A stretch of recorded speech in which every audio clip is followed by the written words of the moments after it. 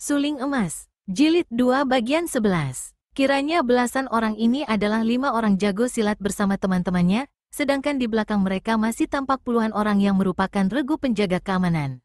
Agaknya peristiwa di tengah telaga itu telah dilaporkan oleh hartawan Lim yang meminta bantuan yang berwajib, sedangkan 5 orang jago silat itu sudah mengundang teman-temannya untuk membantu. Kuiseng maklum bahwa sekian banyaknya orang itu bukanlah lawan Ban Pilocia, maka ia cepat menerjang lagi si raksasa gundul dengan kipasnya. Ban Pilocia juga maklum bahwa Kuiseng merupakan lawan seimbang. Kalau sekarang dibantu oleh puluhan orang, ia bisa celaka. Sambil tertawa terkekeh-kekeh, ia melompat dan sekali lompat, ia telah melampaui kepala mereka yang mau mengeroyok. Mendadak 7 orang pengeroyok jatuh berturut-turut dan mati seketika karena kepala mereka telah kena disambar hawa pukulan Ban Pilocia yang menerjang sambil melompat pergi. Dari jauh terdengar suaranya, "Hei, Kuiseng, belum selesai pertandingan kita, lain kali kita lanjutkan." "Sekarang pun boleh." Kuiseng juga melompat dan mengejar karena ia makin penasaran, apalagi melihat raksasa itu pergi sambil membunuh 7 orang. Akan tetapi beberapa lama ia mengejar, tak tampak bayangan raksasa itu. Kuiseng tidak mau kembali ke tempat tadi, tidak suka ia bertemu dengan mereka yang tentu hanya akan merepotkannya saja.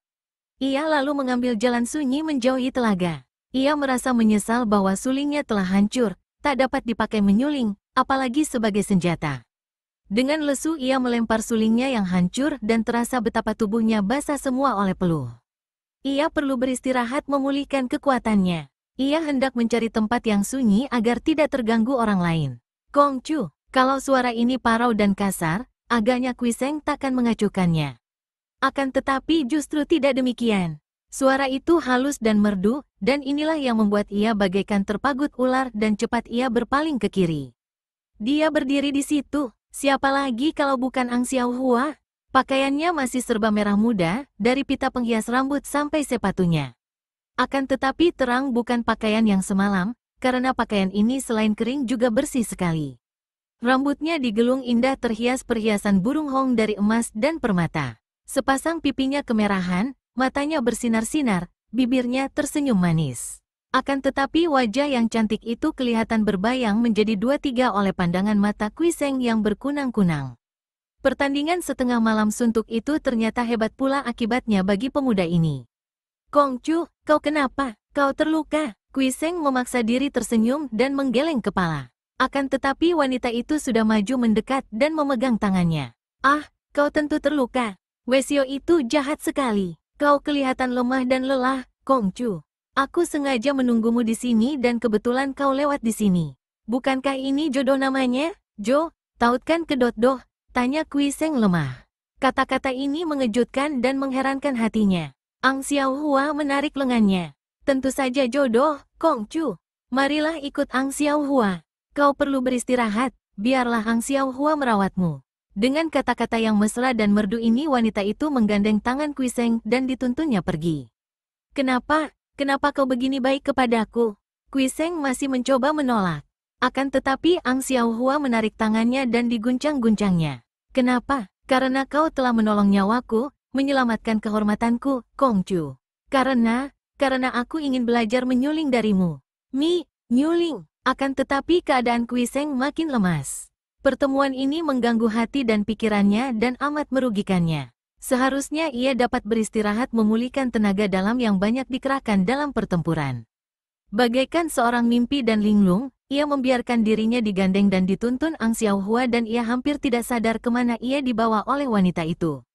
Ketika Kuiseng membuka matanya, ia telah rebah di atas pembaringan yang hangat, bersih, dan berbau harum. Kamar itu indah sekali. Dan di pinggir pembaringan ia melihat Ang Xiaohua duduk memijiti pundak dan lengannya. Melihat betapa di atas meja ada lilin tertutup sutra biru, ia heran dan tahu bahwa saat itu hari telah malam.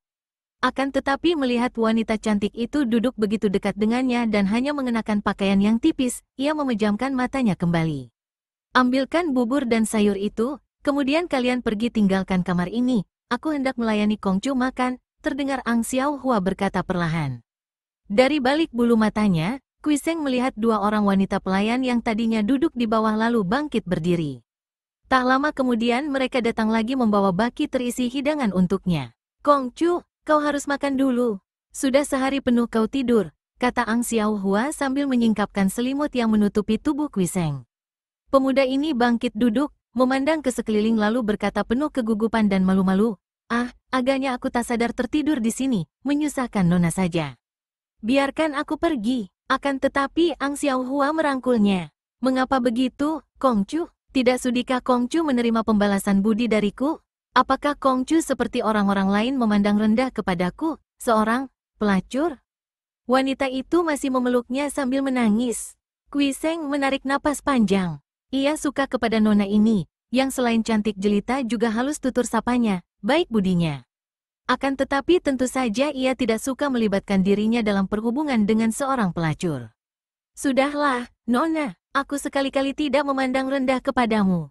Kau baik sekali. Nona itu mengangkat mukanya. Biarpun air mata masih membasahi pipinya, ia tersenyum gembira. Marilah makan, Kongcu, katanya merdu.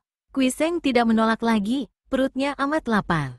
Tidur sehari itu amat bermanfaat baginya, memulihkan sebagian tenaganya. Setelah makan yang dilayani amat mesra oleh Ang Xiaohua, ia merasa tubuhnya segar kembali.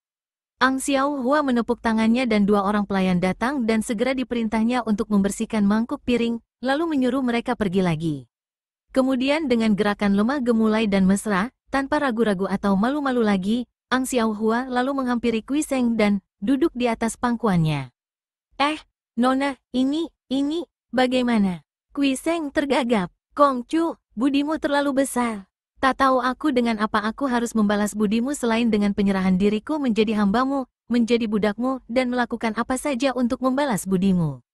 Kongcu, bolehkah aku mengetahui namamu? Tidak karuan rasa hati Kuiseng, kepalanya sampai terasa pening. Dengan halus ia mendorong tubuh Nona itu dari atas pangkuannya. Nona, duduklah yang betul dan mari kita bicara. Kau mau tahu namaku? Aku adalah Kuiseng, seorang pelajar gagal yang tiada tempat tinggal, miskin dan tak berharga. Kui Kongcu mengapa bicara begitu? Kau seorang budiman, gagah perkasa, dan amat berharga. Kalau mau bicara tentang orang tak berharga, akulah orangnya.